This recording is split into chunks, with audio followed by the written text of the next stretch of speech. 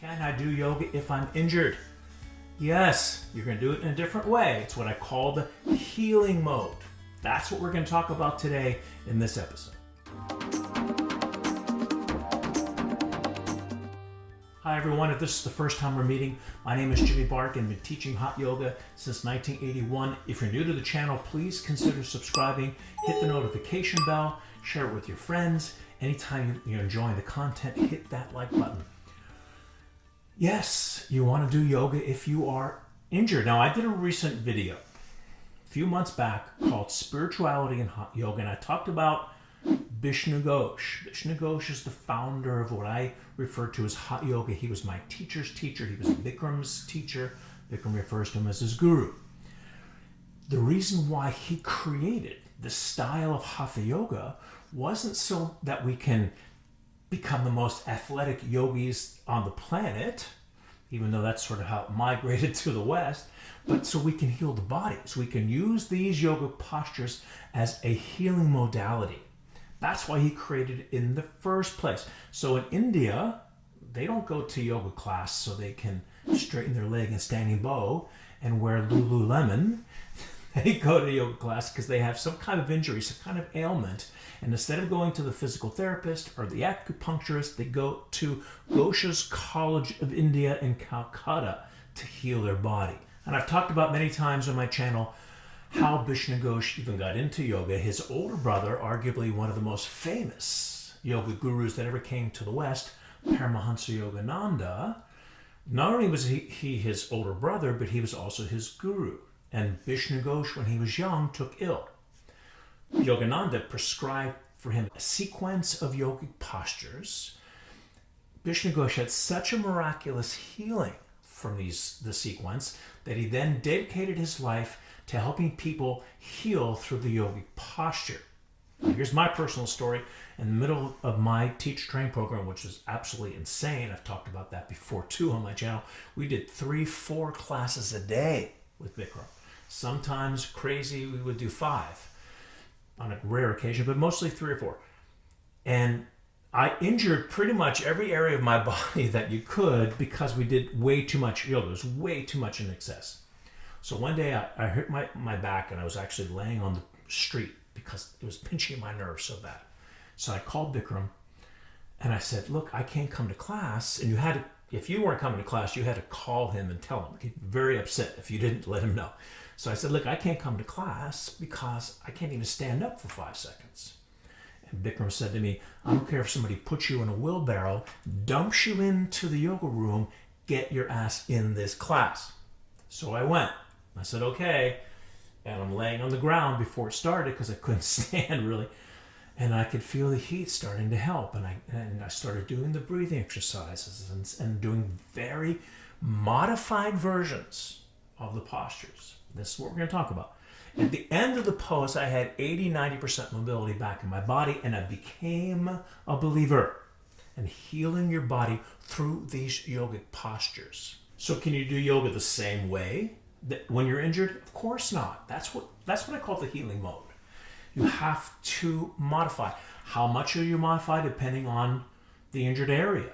And what's interesting, it isolates, because many times I've hurt my back and I came into the yoga class and I could barely go backwards, maybe 1 or 2 inches, and that's it.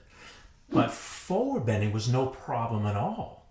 Other times it was the exact opposite. I could go backward, no problem, but I couldn't go forward because of the way that the way it's pinching the nerve. So when you're doing the posture that is affecting the injured area, that's when you have to go into what I call the healing mode. Never go close to your edge. Be very mindful, much slower, and at the same time, a lot more breathing, a lot more exhaling breath that's going to give you more range of motion. So how does it work? All we're doing is increasing the blood and oxygen into the injured area. Recently, we did a tutorial on the pose Supta Vajrasana, reclining diamond. In the Bikram roll, they call it fixed firm. What happens is when someone has an injured knee and they look at this pose and they say, I can't do this pose because my knee is injured, and they extend their leg out in front of them to go back into the pose because now they feel that they're able to do the pose. So what the problem here is that they're making the posture their intention, not the body. So instead, because this would be an important posture if you do have a knee issue, you don't go down near as far. You keep your hands on the floor to take the pressure off of the knees, and you're holding the position to soften the hips and the hip flexor. As the hips and the hip flexor soften, we're helping to heal the knee. Now your body is the intention, not the posture. And this is really the crux of why I made this video in the first place. Instead, you don't want to think my injury is stopping me from doing my yoga practice. The shift, the healing mode shift of mind would be, now I'm going to use yoga, these yoga postures to heal the body. Now that changes your perspective. Forget about the athleticism of the postures. You're not going to be able to do what you do when you're not injured. Now you're going to use the postures the way Bishnu Ghosh intended to heal the body. People will call me on the phone. This happened throughout my whole career. Sorry, I can't come in to do yoga because I hurt my back. And I say, maybe it's me. Maybe I'm not communicating properly in class. But that's why you come to the class, to heal your back. Like I said before, how it isolates, let's say, for example, Janice, who's been on many of my videos, she twisted her ankle recently. She came into the room. She was able to use the wall, not to balance on that foot until it healed. But when she's doing a posture like full locust, that's not affecting her ankle at all.